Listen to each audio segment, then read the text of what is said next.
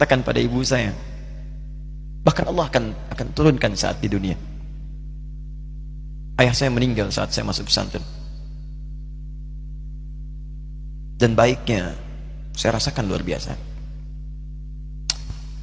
Beliau mengajar di musalla kecil dulu, sekarang jadi masjid. Itu saya selalu dibawa. Beliau mengajar, saya tidur. Sekarang gantian, saya mengajar, beliau tidur. Dan kadang dipangku, gendong sampai pulang. Saya pernah sengaja pura-pura tidur untuk ingin tahu apa yang dikerjakan ayah saya di jalan. Jaga betul supaya nggak bangun. Begitu saya disimpan di kasur dan bangun, diajak bercanda. Saya mau masuk pesantren, beliau nggak sempat ngantar. Saya bertemu, beliau menangis, peluk saya, minta maaf, nggak bisa ngantar ke pesantren. Saya belum mengerti apapun saat itu.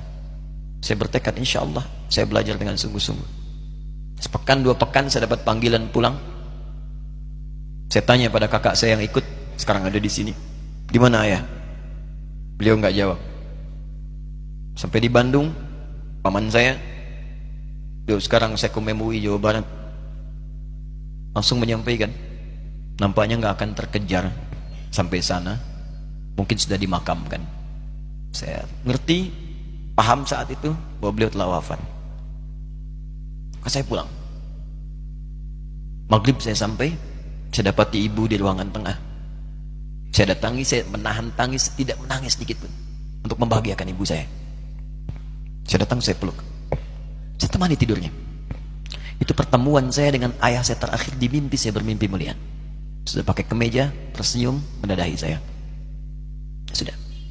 Besoknya saya cari ke kamar, ternyata Allahu Akbar, apa yang selama ini saya pelajari di pesantren, kitabnya sudah ada di kamar semua, sudah disiapkan. Saya menangis saat itu. Saya bawa mushaf. Jadi bapak saya, ayah saya, itu bajunya pun saat wafat dibagikan kepada sahabat-sahabatnya. Bajunya, kitab-kitab ini dibagikan. Ibu saya menunjukkan kemudian ada jam yang nanti nak pakai. Saya bilang, simpanlah. Saya bawa mushaf.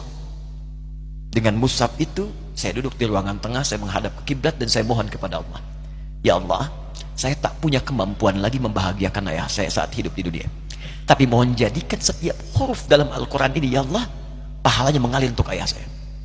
Begitu saya bacakan saat itu, tak bisa saya berhenti, dan tiba-tiba langsung masuk ayatnya, artinya, posisinya, nomornya, gak pernah berhenti, masuk. Saya bertekad